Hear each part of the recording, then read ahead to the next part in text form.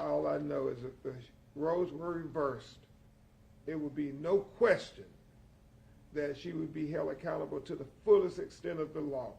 So our call to justice is just that, as we lay A.J. Owens to rest on this very difficult day for her family, her mother, Pamela Diaz, but especially for her 4 children. And it's been very tough on her 2 boys who witnessed her shot and killed 12-year-old Isaac, 9-year-old Israel, and then you have 7-year-old Africa, her daughter, and then 3-year-old Titus. This is a very emotional day for them. You heard her mother, Pamela, crying out during the services, but also, Takima, we know her daughter, Africa, was crying during this service saying, I want my mama. And that will be a cry, I'm sure, that will continue to cry out for many years to come as she and her brothers grow in this world. I'll let Attorney Thomas say a few remarks, and then we'll have the leaders, these strong women leaders, both in the legislature and in the community, greet you, and then we'll take some questions. Thank you, Attorney Crump. My name is Anthony Thomas on behalf of the family of A.J. Owens. Our fight is not over. Certainly, we asked for earlier this week an arrest. That arrest was made by the Sheriff's Department, and we appreciate that, but we're not satisfied. Our work now and our focus is on the State Attorney's Office, who's told me that he will research a murder 2 charge. That's what we're looking for. He has some days in order to present his formal information. And so our focus right now is to get the charge commensurate with the act, which is the unjustified killing without any reasonable means whatsoever for life or any sort of human in this matter, where Susan pointed that gun at the door and shot A.J. Owens. Thank you. That's all I have. Now we will hear from our leader, State Representative Fentress Driscoll. Thank you, attorneys. And what a sad day for us to be here as we lay A.J. Owens to rest. But we know that this is when the work starts in earnest to make changes to the law.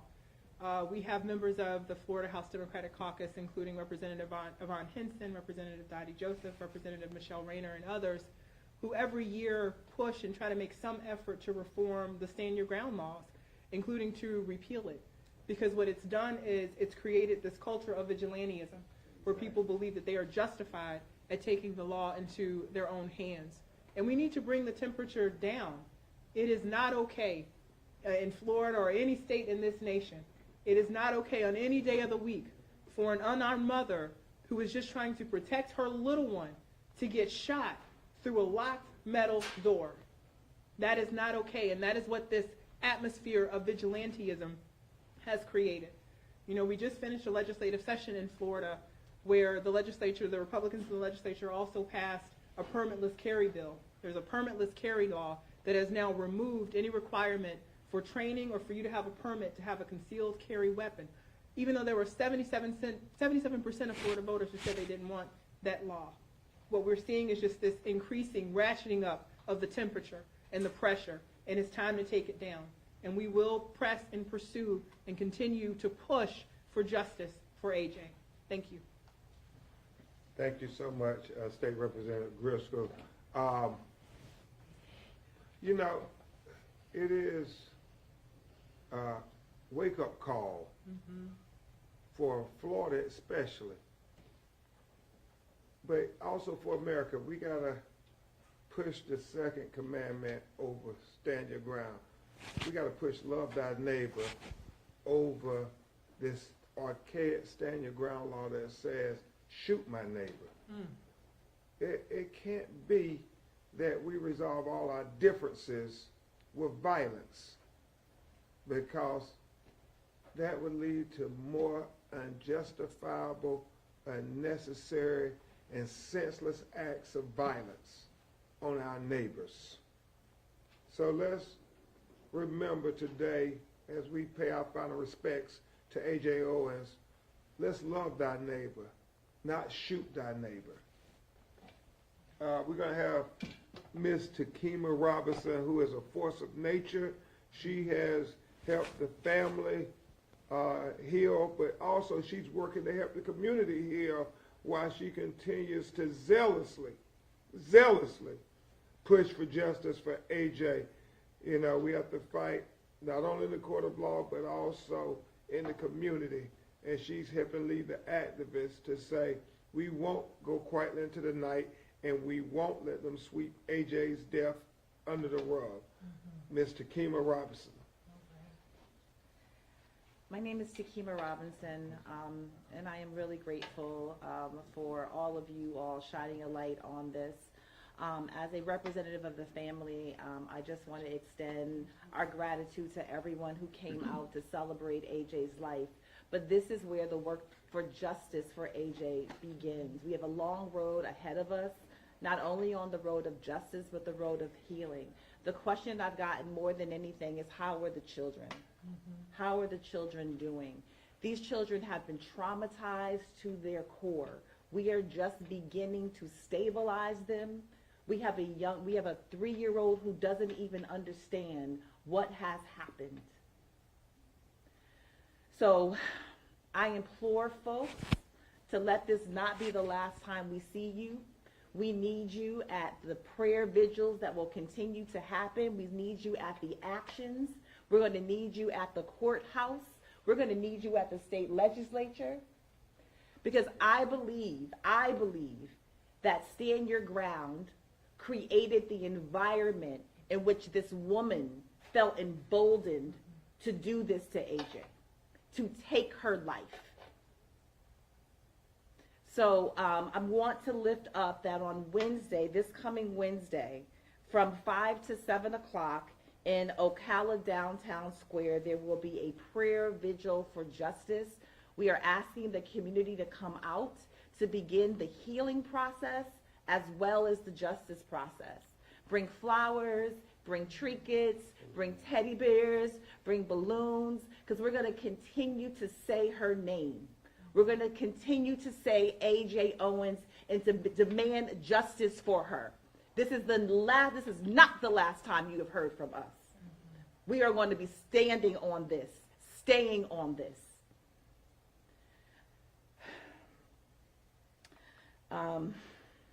Yeah, there's a lot of work to do in this community.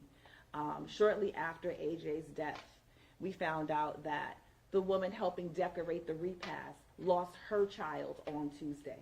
So clearly gun violence is an epidemic in this community. And we hope that this is not just about AJ, but about everyone in this community. This cannot be the way that we continue to be in relationship with each other. This cannot continue to stand Florida. AJ did what every single parent would do. She wasn't a black mother in that moment. She was a mother. She was a parent.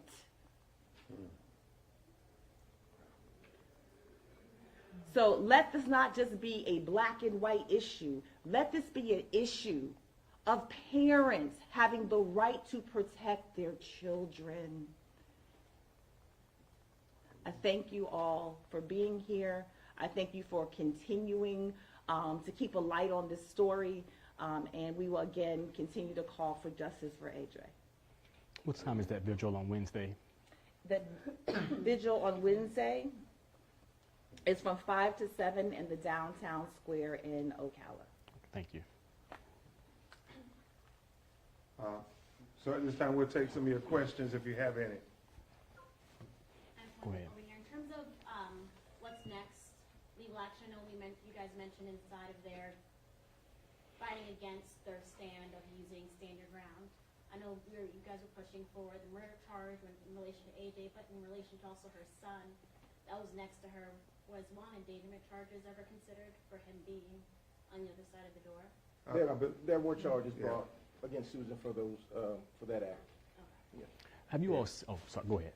No, those charges were brought, and as we said before, the state attorney has the prosecutorial discretion to increase the charges, as we have often seen them do with other members of our community.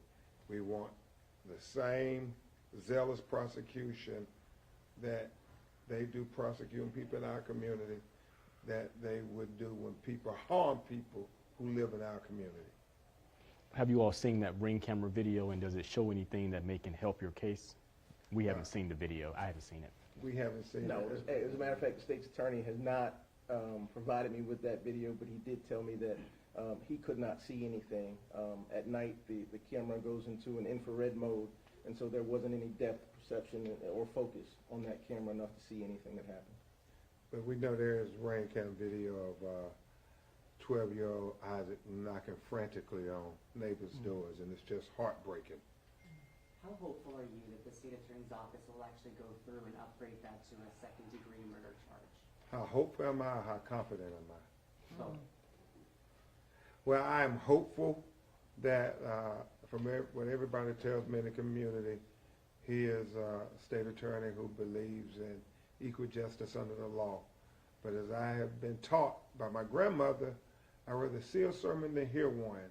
So equal justice means whatever you would have did had the roles been reversed against AJ, if she had shot a 58-year-old white woman through a locked metal door after screaming racial epithets at her children, whatever you would charge that black woman, well, you need to charge the white woman, and it just needs to be fair. It needs to be the American promise of equal justice under the law. Do you think Susan's I don't know bond if you- is enough? I'm sorry? Do you think Susan's bond is enough? No, we don't. As a matter of fact, Susan was originally held under a no bond. The state's attorney at the bond hearing realized that he didn't have any sort of leg to stand on as it relates to the law in order to keep her, or what they call pretrial detention. And so we agreed to that as well. However, we wanted the judge to set that bond that, of course, like I said before, that was commensurate with the act of killing a human being without any regard for her life whatsoever. And so we felt as though the state's attorney's asking of a $200,000 bond was not enough. Of course, the judge thought that $154,000 would better serve Susan. And we understand that she is innocent until proven guilty, because there are far too many people in our community who are given unreasonable bonds and unreasonable bails. So we want it to be a reasonable bail that shows she's innocent until proven guilty. However, you know, we just keep going back to it. We see young African-American people get bonds in this region that are just outrageous for lesser crimes. And so we just appeal again to equal justice under the law. People always try to say, oh, we up here ranting and raving about racial issues. Nah, what we're ranting and raving about is the American promise of equal justice under the law. Whatever you do to us when you charge us with crimes, we want you to do it when people kill us. Don't change the rules. Let's not have two justice systems. Let's have equal justice for the United States of America citizens, whether they're black or they're white. If there are no further questions, we will keep you updated. I will say this. Her statement is practically unbelievable. I mean, the things she says in those statements, if AJ would have said those statements, you don't even have to guess what the charge would be. But you dissect that statement. She researched Stand Your Ground. She admitted to calling the children the N-words mere minutes before she shot their mother through a locked metal door with her child standing beside her. Y'all look at that statement. It is heartbreaking and jaw-dropping, to say the least. Thank you. Thank you.